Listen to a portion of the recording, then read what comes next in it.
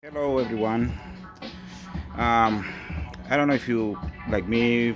I'm into big sound in my car. I like how they makes the car feel new again, even though it's probably all falling apart everywhere. But if when you got a good sound system, it makes a lot of difference. So I got this uh, subwoofer base here, and as you can see, it went from looking like this through the years, end up being like this, falling apart. And I realized then I paid top dollar for this set a long time ago, but it just couldn't handle more use, so I decided to swap it. So what you gotta do is, if you want to make something that looks like this into something that looks like this, is a really easy steps. All you do is you you you order the parts first to the diameter of your subwoofer, and then you order your parts on eBay, Amazon. They sell it everywhere. I pay like maybe $9, $12 for the set. It comes with the new suspension, and also comes with the glue, which is a nice touch from them. They add the glue to it, which is fine. I like that. And but the first thing you gotta do, obviously, is take it apart, get it out of the subwoofer box, and yeah, like I was saying, you get your speakers out. Don't lose the screws because you're gonna reuse them. And I already have like probably some of them out already. So while you do that, I'm just gonna put it back in the box so they don't I don't lose them. And take them out, turn it around, and you leave it there for a second. So when you get it around like this, I take a battery, put a piece of wire on it, and doesn't matter what end. It just to test the subwoofer to see if it's good. If it responds to the 1.5 volt battery, is a good subwoofer. See, it means that this subwoofer is good. So that way you don't spend the time fixing it and then end up with a burn woofer. Then you need to dedicate more time and money to it. The same way, I'm just demonstrating a little bit more detail what the battery do to the woofer when it's good. When you touch it, I'm just touching the ends, and you can see. So that means the woofer is good. And then we continue cleaning up everything. You take this off. Sometimes it's glue, really hard. Depends on the manufacturer, but in this case, they didn't use a lot of glue, so that works fine for me. Put everything apart because you're gonna reuse this guy. And then take all this stuff out, all this garbage. So what you want to do, you want to clean this for the new suspension to glue with no issues, because if you leave it dirty, it's gonna come apart. As soon as you start pumping bass out of this, it's gonna come apart, because remember, the sound is through air, pushing air. So this guy, when he moves, he pushes air away, so it creates a pressure chamber inside the box. So if it's not glued properly, if it's not glued the right way, I'm sorry, it's gonna come apart on you. So you're gonna end up with uh, uh, doing the job all over again. But anyways, a lot of guys, when they do this, they use like a scraper like this, but it's tedious and it's time consuming. It's really painful to to spend hours here cleaning one speaker at a time. One thing I find out, one thing I find out to be very useful is my brush, metal brush here, grinding machine, grinding tool is amazing, and it cut the process in so little time. I'm gonna demonstrate in a few. As you can see, I got my machine up and running, and all you do is just go along. I mean, if you don't have one of this, you can use your drill. You can use your drill to clean it.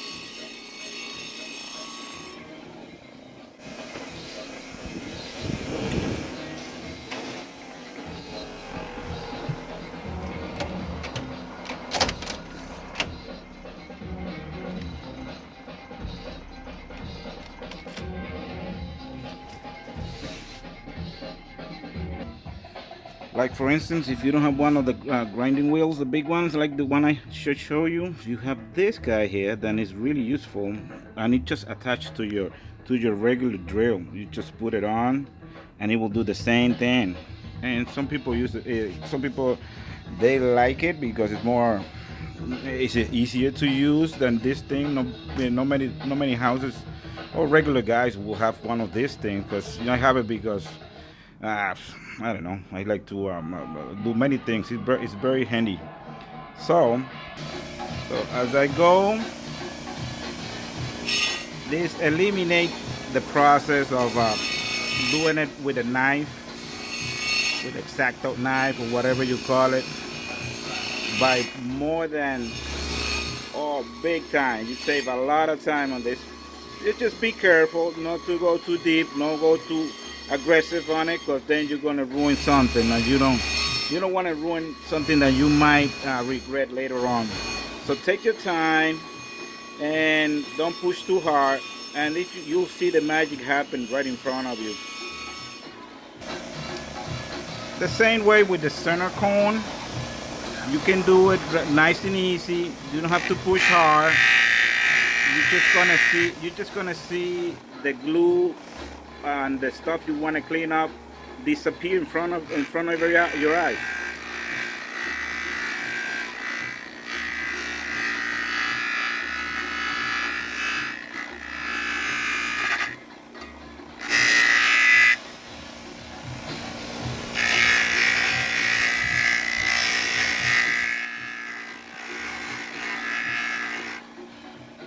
See, and then you look at it, and you can tell, see, that's the dirty part that I'm cleaning, and this is how it's gonna come out. It's ready for glue, and it's really cool. See how it's clean.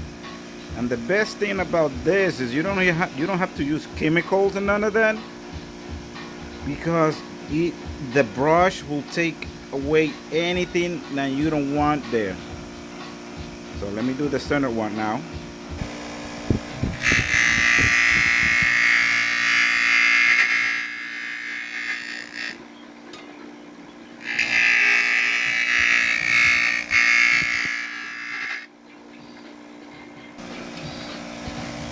And again, you see, it comes out nice and clean, both this part here and this part here. I don't have a really good focus on this thing here. This phone, the camera is not helping me out, but you got the idea. I mean, this is very clean now. It's ready for glue, so I'm gonna go ahead and do that. And again, with this, you clean it the same way, nice and easy on the grinding machine, because you don't wanna break it. This one, they break really easy, but you can do it by hand with a knife, with one of those exacto knife, and you can clean it really well with that also. The good thing about this is you can do it in no time. I mean, I can do the whole thing in probably in less than 3 minutes. Clean it up, ready for glue in less than 3 minutes. This is the advantage of having this thing, or a drill with, like I showed you before. Now the glue part, you could just go around nice, don't over glue like I just did, because you have to clean it. Just go around nice and even. you have you have time for it. It won't dry up on you, so if you made a mistake you can just fix it real cool. So you go around your suspension here, and then you do the other end same way, and then you flip it around and you flip it around and you put it on the speaker. All right, so after you put the glue on the other side, of course, now you set it up here on top of the subwoofer, and you make sure everything is nice and even. You put a little bit of pressure between the suspension and the subwoofer. I choose this. They're supposed to be black, but I choose this red because I don't know. I just wanted something different. And this Serving Vega subwoofer suspension is really nice. It makes an eye appealing really good. So you can use the black one. It doesn't matter. It will it will do the same thing. And then the same thing, you go around with the glue. You put enough glue to go around, which is really easy. And as you can see, I got glue all around the suspension holder. I call it like that. There might be another different name, but listen, I don't make my money doing this. This is just a hobby, just to keep myself busy. And if it helps people around, I mean, you can save a lot of money by doing this yourself, because like I said at the beginning, I paid top dollar for this subwoofer, and I don't have another $350 to go and spend on another. So I'll fix the one I got. Or at least I try. So let's continue. Now I'm gonna set it up here. Make sure you got this groove here, or V-shape things, U-shape on the same, because you have to match the holes over here, but you have to you have to find that. You just mark it with a marker, which is the same thing, and it will do the same. So you can put the screws on again back. Okay, keep that in mind. See, that's how I mark them. I just poke a hole through it, and you can feel them on the bottom. And then all you do, you feel the hole, and then you just punch a hole through with the, could be a knife, could be a screwdriver, could be an old rusty screw like I'm using now. Just mark it. That way you have an idea where the holes of your suspension holder will go when you are ready to put it back, like what I'm gonna do now.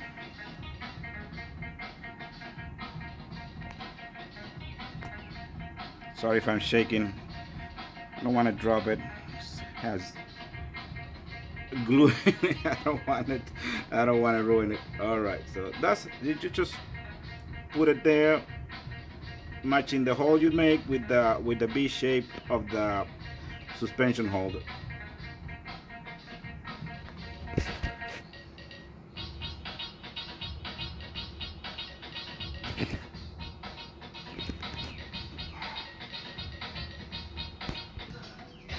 So when you got everything, just flip the subwoofer, flip it over, put it on a flat place like this. I'm using my milk crater here, and I put this thing on. I mean, you don't have to do this if you have a better system, but I'm kind of a practical guy, so whatever works for me, I use.